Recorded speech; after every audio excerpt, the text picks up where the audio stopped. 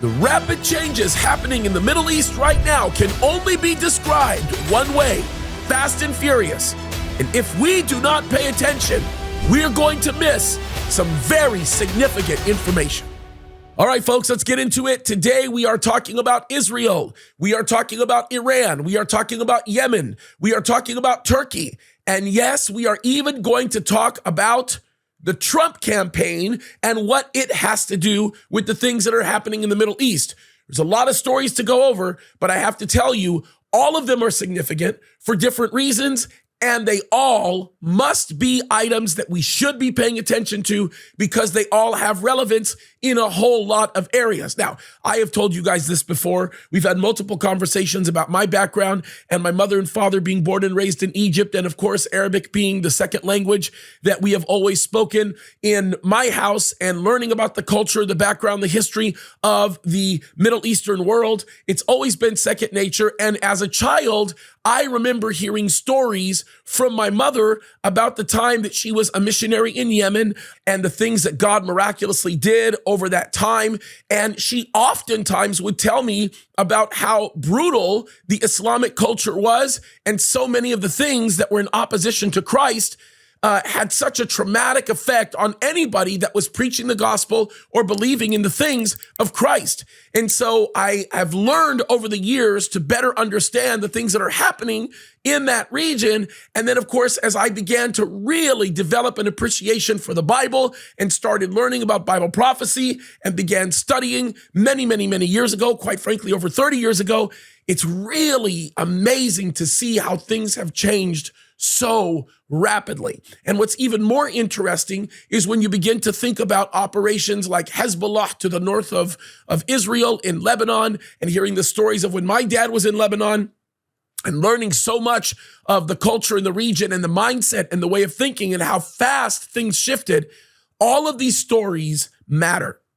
Every single one of these stories means something. Now, let's get into this. The first story that I want to get into is an article that's entitled, "Israel's Yemen Strike Caused Millions in Damage to the Houthis." Now, if you remember, the Houthis are, of course, a terrorist organization. They come out of Yemen, and of course, they are a proxy of Iran. That's a very, very important fact to understand as we get into this article. But the other thing that we should note was this airstrike was actually a retaliatory action on behalf of Israel because of what the Yemeni Houthis did to them when they sent that drone to attack in Tel Aviv. And what makes the attack, or the drone attack in Tel Aviv, to be so significant and, quite frankly, very jaw-dropping was there were no sirens, there were no alerts, there was nothing that warned them. It was just one moment you heard the motor of the drone flying over, and then after that, there was a massive explosion, and it was significant. It had a significant effect not only on the psyche of the people that are living in Tel Aviv, but on the mindset of Israel as a whole, especially considering all the crazy things that have been happening. So let me read this article because it becomes very relevant to the overall picture, especially when we start having a discussion about Turkey and when we start getting into the discussion of Iran and how all of this is working within the midst of the Trump campaign of all places. So let's get into it. It says this: "The impact of Operation Long Arm is not just in creating a deterrent and causing psychological damage, but mainly aimed at disrupting the lifeline of the Houthi economy." So what was the cost of the operation for Israel? And what enormous economic damage did the Houthis suffer? Okay, get ready for the answer, folks. I'm going to read it. $3 million per day. This is, according to estimates, the astronomical sum the Houthis earn through the use of Al-Hadiyah port, the main artery of their economy through which the terrorist organization imports goods, food, and Iranian weapons. Last Saturday, Israeli Air Force planes attacked Al-Hadiyah port, causing massive amounts of damage. What were the targets? What is the extent of the damage caused to the Houthis as a result of the strike compared to the estimated cost of the Israeli strike? And what is the recent history of Al-Hadiyah in the Yemeni war? Why did the UAE try to conquer it as early as 2016? Those are a lot of very good questions. Let me read this.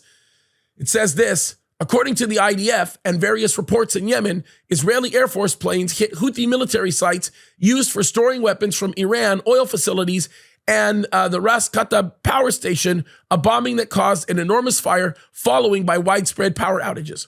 According to several sources, including Sky News in Arabic and the Egyptian news site Al Balad, the IDF hit 20 fuel storage facilities, most of which were within the port itself. Probably a smart tactic for them to use because, of course, the destruction that would ensue would be pretty substantial. This is a quote from the IDF spokesperson, Brigadier General Daniel Hagari, regarding the Operation Long Arm. He says this: "We attacked the port area because it is a supply route for transferring weapons from Iran to Yemen and a significant economic source for Houthi terrorism." The article goes on to say the main goal of the attack on Hodeidah port, according to Hagari, was economic damage to the Houthis. Hence, it is important to examine the economic damage in this context compared to the cost. Okay, let me read this section of the article. It's actually pretty fascinating because we're going to get into the cost. And I really didn't call up this article for this purpose, but I think it is interesting to read. But I will get into the main reason why I read this article. But let's get into this really quickly. It says, so how much did the attack cost us? And what is the estimated damage the Houthis are expected to suffer? The operational cost of an F-35 aircraft without fuel expenses is estimated at about $31,000 per hour, while that of an F-15 reaches around $29,000 per hour without fuel. The estimated fuel cost is about $14,300 per flight hour for the F-35 and about $29,000 for the F-15. Thus, the cost per flight of each F-35 is about $45,300, and for the F-15, it's about $38,600. The first planes took off at 15:10, so that's 3:10 p.m., and the bombing itself occurred at 1800, meaning 6 o'clock p.m., meaning they flew for about 2 hours and 50 minutes each way, totaling about 5 hours and 40 minutes. Before I read the next paragraph, let me tell you why the fuel expense is so much, because it's also calculating the cost of how much it costs to fly the air refuelers. It's not just the fuel that's getting put into the plane, but it's how the fuel is actually getting into the plane. Because remember, if these jets are flying from Israel and they're going into Yemen territory, then they have to be met by air refuelers to be able to get the fuel that they need to get to where they need to go and fly the mission that they're flying. So this is a very involved process, and make no mistake about it, it's pretty significant. It's pretty serious, okay? So it goes on to say, as far as is known at this stage, 18 planes participated in the attack, most of them F-35s, along a few F-15s. Since it's not known how many planes were of each type, it is impossible to know precisely the cost of their use. However, by calculating the operational and fuel costs multiplied by the number of flight hours, it can be estimated it was around $4.4 million. In addition to this amount, we must account for the operational and fuel costs of several refueling planes, and F-16 aircraft, reconnaissance planes, and transport planes, the operation of naval vessels that supported the aerial forces from the Red Sea, and of course the costs of munitions themselves, which can range from hundreds to thousands to millions. Conservatively, it can be said that the historic Israeli attack on Yemen probably cost at least $6 million and may have exceeded $8 to $10 million, depending on the number of planes and additional equipment involved, the type of munitions and their quantities, and more. So this is interesting. You're actually talking about a relatively inexpensive attack on Yemen, especially considering the loss that the Houthis is going to experience. Why? Let me read this next paragraph. It says, on the other hand, as mentioned earlier, the Houthis earn about $3 million a day from Al-Hodeidah port, and its reconstruction is expected to take between 6 months to a year. According to Al Jazeera, the damage may affect the port's ability to transport goods and even shut it down entirely. A complete shutdown of the port would force the Houthis to move all trade to Salif and Ras Isa ports, which would not be able to handle such volumes of goods. In a scenario where Al-Hodeidah port's cargo's capacity is reduced by 20% for 6 months, the Houthis would lose about $108 million in trade alone, which, by the way, the $108 million that they're going to lose in trade alone is significantly more than that, because when the trading capacity slows down, then so does their ability to be able to move back and forth in the exchanges that they would seek to make in bringing in goods and services, and it can detrimentally affect the ability to facilitate supply chains and break up all kinds of other things. So what this does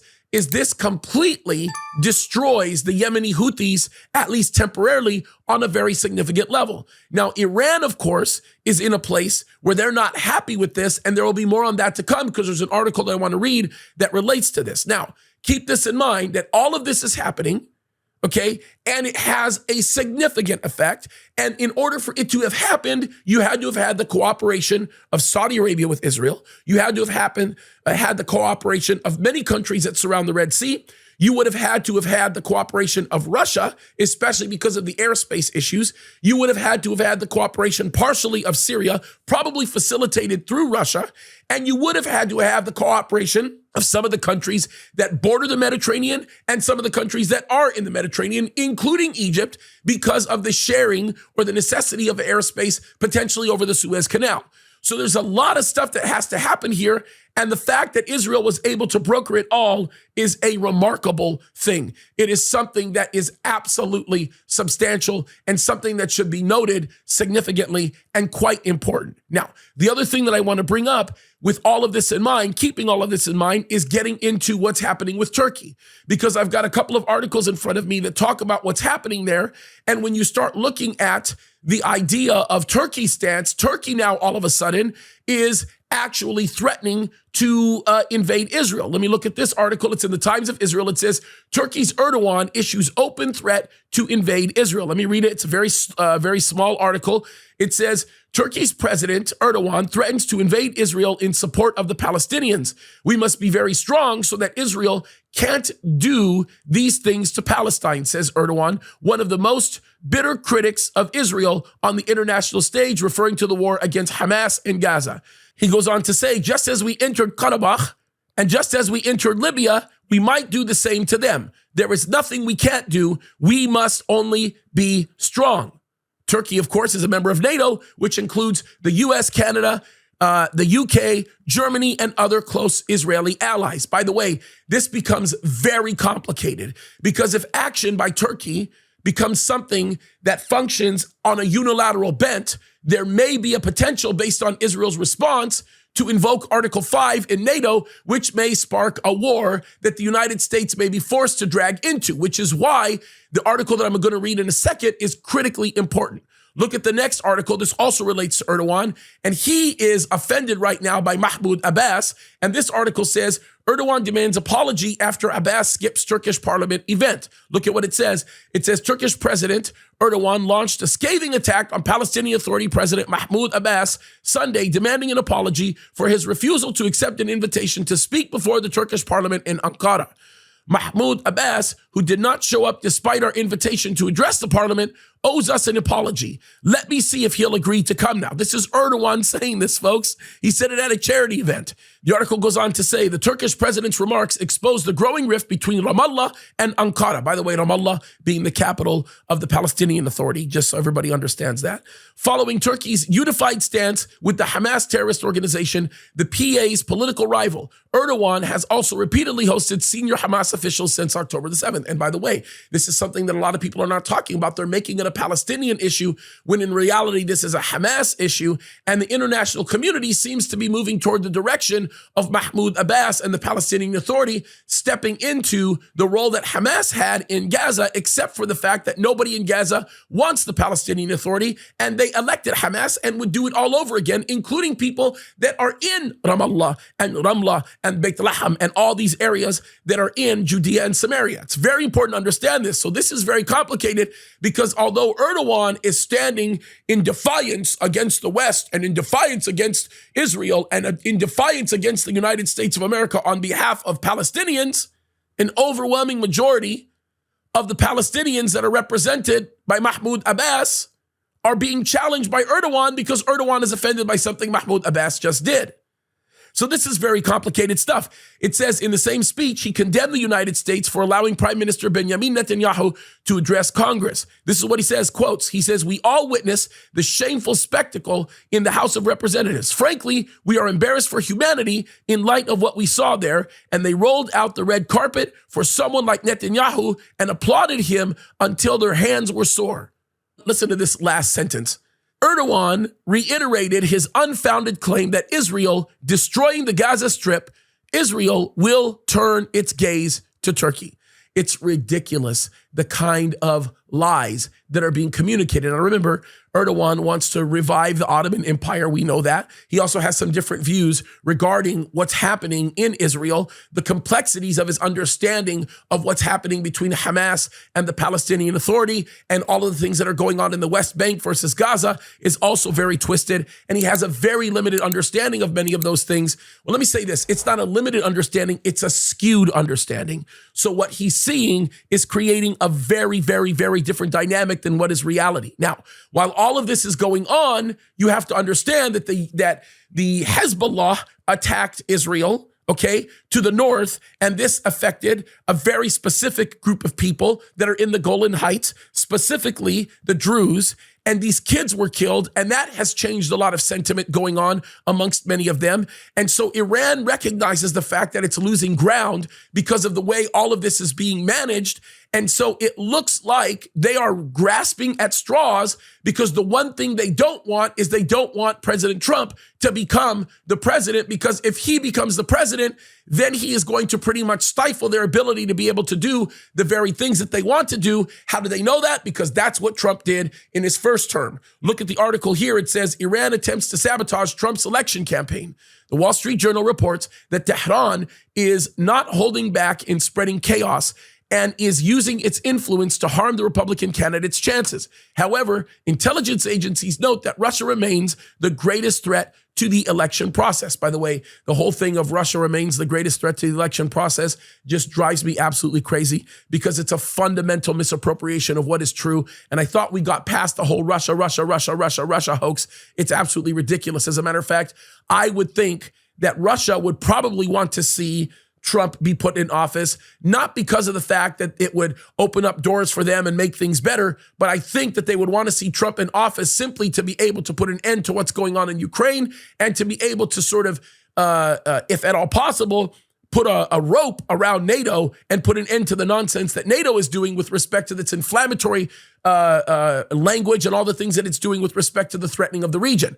So I think that whether or not there is an agreement or a disagreement between Putin and Trump, I can tell you Putin probably is at the point where he would want to see Trump in office, not because it will strengthen the position of Russia, but because it will keep Russia from having to entertain any other loss of life or any other things that might actually destroy the region that Russia doesn't want destroyed. So it's a very complicated issue, but my guess is Iran is the one that really has no desire to see Trump doing what he's doing. I think it's really, really important. So with the whole Russia nonsense, I'm telling you right now, I don't think that that's viable.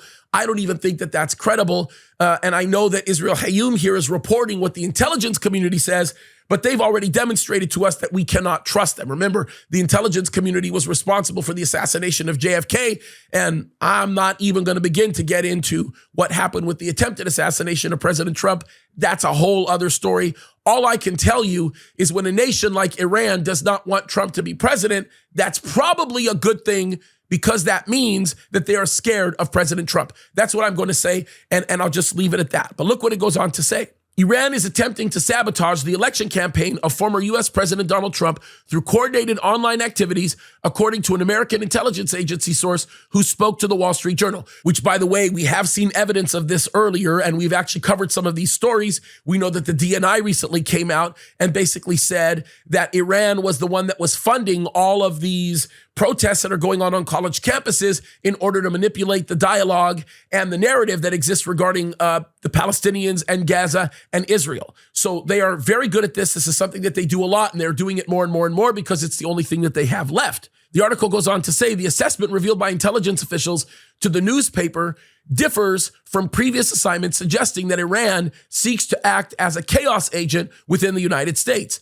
It now appears that Tehran is explicitly aiming to undermine Trump's chances of being elected as president of the United States due to concerns that he would adopt a harsher stance towards Tehran. And I guarantee you that what it says in that article is undoubtedly true, at least in that paragraph, because I can say this. When you read that last line and it says that he would adopt a harsher stance towards Tehran, we already know that to be true. We already know he's going to sanction Tehran. We already know that he's going to tighten the noose that has been taken off of Tehran. We also know that Iran is no longer going to be able to manipulate anything under the auspice of some piece of garbage JCPOA that was drafted and redrafted and redrafted and redrafted past the sunset clause, which gives them nuclear capacity and nuclear ability to be able to build things. And it's going to affect Russia because Russia will no longer be able to do any type of energy exchanges with Iran. At least when they do it, it'll be for a limited purpose, and it will have absolutely nothing to do with what's going on in the nuclear program,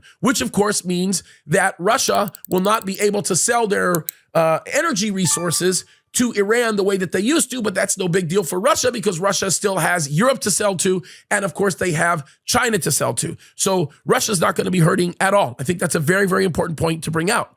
Look what it goes on to say. It says, according to the source, Iran is using a broad network. This is the quote, right? A broad network of online figures and propaganda agents to spread disinformation, and is also conducting separate funded campaigns online aimed at hurting Trump's chances of being elected. Sounds like the devil to me, right? Because what does the devil do? The devil uses the most influential people in the world to communicate his desires, to seek to sabotage people, and to just dispel on human life. This is exactly what he does, and he's good at it. Look what it goes on to say. Senior officials from the American intelligence services have held briefings with selected media outlets in the United States regarding foreign attempts to influence the country's elections. The officials reiterated the claim that Moscow remains the greatest threat to U.S. election process. In a briefing last month, intelligence officials stated a comprehensive government effort is underway to prevent Russian interference in the elections. It's just funny to me how they continue with the narrative of Russian interference, and yet people continue to believe it. They further noted that Russia's efforts, unlike Iran's, are focused on influencing in favor of former President Trump, likely under the assumption that he would improve Russia's position in the war in Ukraine. Okay, so there is so much to say about this, and I have to say this because I think it's really, really important to understand. I think that the type of propagandist nonsense that the intelligence community is putting out goes right back to their normal MO. And their MO is to control the opinions and the beliefs and the philosophies of the American people without having to use any kind of banana republic type tactics. They are using mind games. They're influencing people. They're doing MK Ultra type nonsense. All of this stuff is a regular thing that the intelligence community uses to continue to keep the deep state alive and well. So when we see this, understand the reality of it is Iran, and we know this is the case, is effectively interfering in American elections or seeking to do so. We don't know how effective they are, but what they are doing is they are seeking to change the opinions of many people, and this is coming right out of the mouths of our intelligence community. So I think we need to wake up. Now, what do we wake up to here? What we wake up to here is understanding what the Bible says. When you read a passage like Ezekiel 38, it talks about the fact that the nations that invade Israel will all be getting along, and Israel itself will become a secure nation. That in essence, they're not going to have any cities with walls or fences, and that in reality, they're going to seem to be surprised by the people that attack them. That means that the political front and the geopolitical infrastructure that surrounds Israel is going to have to change rapidly from the way it's been over the last 30, 40, 50 years. And that's exactly what's happening in front of us right now. We are watching the perfect storm surrounding us. Folks, I'm going to tell you something.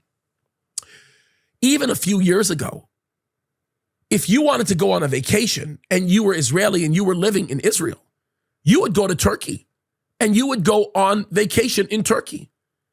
Up until 1979, Israelis would do that in Iran. Folks, I'm not joking, but look at how hostile things have become.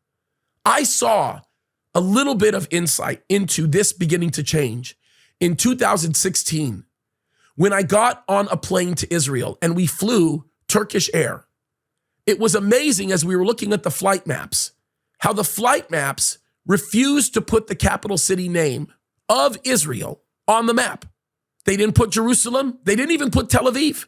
They even put the name of ancient Canaanite cities on the map and modern day Palestinian cities, but would not acknowledge the presence of Israel, even in a flight into Tel Aviv, folks.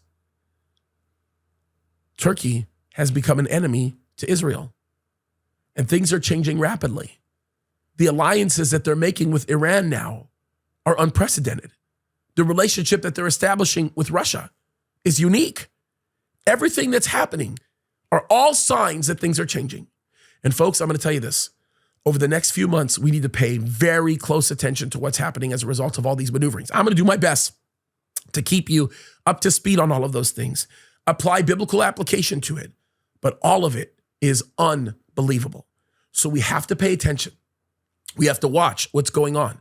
On Thursday, I'm going to be doing a Bible study where I go over the passage in 1 Thessalonians chapter 5 where it talks about the coming of the Lord being as a thief in the night. And I want everybody to understand that we do not have to be overtaken by darkness because we don't live in darkness. And we must awake from the place of sleep, sober up and look at what's going on because we have exciting times ahead of us. All of this stuff is incredible. Why? Because as dark as things get to be, and as weird as things are becoming, and as just insane as they all appear to be, things are getting better for us that are believers because we know how it all ends. There's no more of an exciting time to be living than to live in the time that we're in right now. Why? Because Christ could come at any moment and we have everything to live for. So let's get out there, fight the good fight. Let's pay attention and watch what's happening because God is working. God bless you.